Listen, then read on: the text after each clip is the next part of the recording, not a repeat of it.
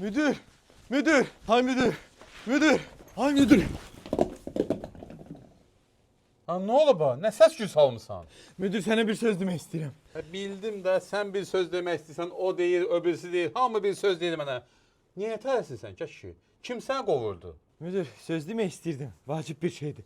Mənim 40 yaşım var, onu başa düşmüşəm ki, bu həyatda heç vaxt tələsmək lazım deyil.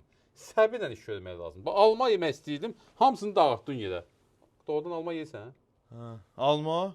Ha, yeyərdim. Hə, yaxşı, qoy indi bunları yığım, yuyum təzədən ye, kömək elə mənə. Onun üçün deyirəm, bax, heç vaxtı tələsmə. Tələsən təndirə düşər. Bu həyatda tələsmək olmaz. Səbirlə iş görmək lazımdır. Qoy yuyum gətirin.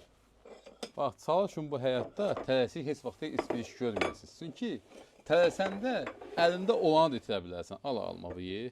Buyur, sən də ye almalı. Buyur, qardaş. Qulaq as, sən nə demək istəyirdin bir yaxlara mənə?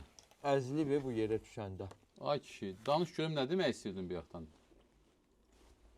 Şəhər gələndə maşını yolun o tərəfində saxlamışdın da, hə? Hə. Mən gələndə gördüm ki, maşını bu polislər evakuatordan aparırlar. Yəqin ki, ştraflıya. Onu demək istəyirdim.